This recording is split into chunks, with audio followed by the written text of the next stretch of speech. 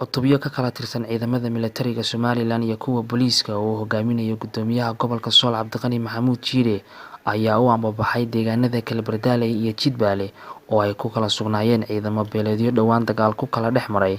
degmada Gaadhey oo laascanood ka kulaalaysa hilaadii 30 kiiloomitir jihada dhanka galbeed. Gudoomiyuhu markii uu gaaray deegaanka Jidbaale oo ahayd halka saldhigga u ahayd mid ka mid ah beelahaasi ayaa kulan la qaatay odayaasha iyo ningarboodka beeshaasi isagoo ku booriyay fareen inaysan marnaba macquul ahayn in goob lagu aruuriyo ciidan beeleedyo. dhulkaas labada beelood ee degan tahay iyo meelaha la joogo ciidan lagu ma arki karo. ciidan urursan oo meel jooga lagu ma arki karo ama reer ilmo ha lahaadeen ama fiqishin ha lahaado. mar saddexaad iyo mar labaad iyo mar afraad baan baaqa u dirayaa waxaana idinka mahad celinayaa nabadda aad qaateen qolo walba markii aan la hadalnay gudida garaadada iyo cuqaasha iyo culimada leh na ay ka afqaadeen golihiina ay nooga sheegeen dhammaantood inay nabadda qaateen soo dhaweynayaan beel ka mid ah beelaha oo gacanta geysatana inay ku ballan qaaday inay goosho dhigto iyagana waa uga mahad celinaynaa beesha kale ee dhibaatada soo gaadhay iyo inay ku samraan inay dhibaatada ku samraan iyagana waa uga mahad celinaa runtii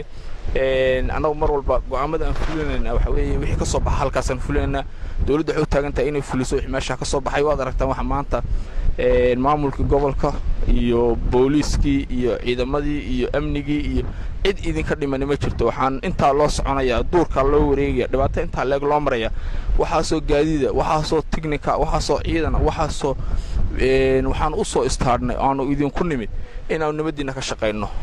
marka waxaan idinka rajaynaynaa inaan idina aqli yeelataan oo aad nala qaataan taa ay beelihii halka ay shaqadu ku dhaxmartay Gaadhey ee rag u dhintay ragna ku dhaawacmeen ayaanu arintooda halka u nimi dadkii deegaanka ahaa iyo sidii xoolaha iyo dadka iyo loo cabi lahaa marka waraysi aanu labadii dhinacba la yeelanay iyo xoogaal inaanu u noqono sida arrimo yeerina xoogaal noqono baanu u nimi oo awsaaga safarka u ahaa wixii go'aamada dib baa laga soo sheegi doonaa hadii la hay'admo dib baan deegaanka nabadgelyo laakiin waxaan ugu baaqayaa oo aan labada dhinacba leeyahay war wixii dhacay way dhaceen wax kale ayaan lagu tarin waxaan u dirayaa marka labada qolaba baaqaan u diray waxa weeye amniga aan wada ilaalino wixii hore yaa wax laga daba geeynin wixii hore arrintu waa ku ekaato gudiga maxaan ku odayaasha cuqaasha iyo culimada diinka iyo dadka wax garadka baa ku jira insha Allah way iska soo gabagabaysmi doontaa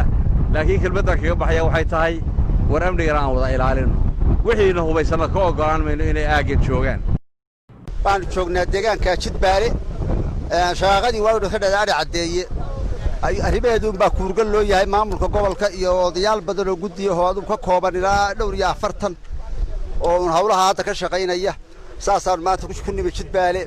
bal xasamayn doona hadii Ilaahay yiraahdo aad iyo aad baxaaladu u fiican yihiin maamulku door weyn buu ka qaatay kala celinta labada beelood iyaga runtii ay khayr hasiyo wax weyn bay ka qabteen sida waa hawsha nabadgeliyo ee labada beelood ee walaalaha ah meel wacan bay maraysaa xabad joojinteedii waa hirgashay insha Allah inteeda ka dhimayna way uqaasha waxaanu aad iyo aad u soo dhaweynaynaa sida maamulku uga qayb qaatay wax ka qabashada nabadgelyada uguna heelayahay inuu dhammaystiro aad iyo aad baan ugu mahadnaqaynaa Cabdi Fataax Maxamed Cabdi telefishinka Sab laascanood.